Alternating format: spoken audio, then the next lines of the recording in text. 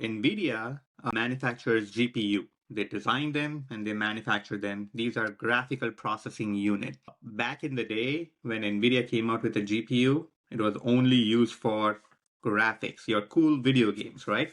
I remember that. And then they Yeah, started being, I think the crypto boom kind of because the miners need them, yeah. right? So it's not even the crypto boom, actually. A bunch of nerds in Google figured out that, hey, we could just use GPUs to beef up the processing that we are doing for this machine learning algorithm. And that's what triggered the GPU consumption, right? And then crypto figured out that, oh, we could do that. So So you're saying that the them using it for AI and the large language models that actually predated crypto's involvement yes, with these GPUs? yes, yeah, Wow.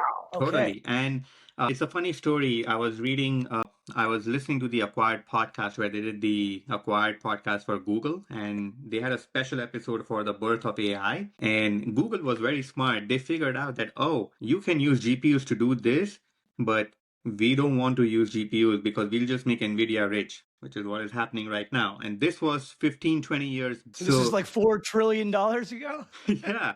So Google basically developed their own AI chips called Tensors, right? So TensorFlow is their programming language. They use Tensor chips for AI. So they basically are not heavily reliant on NVIDIA for their data centers or whatever you may call it. And that's why the stock price reflects that.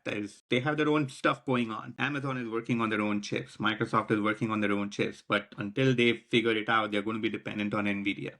They are the best in the world today, right? So the Right. difference is they do GPUs, Micron does memory.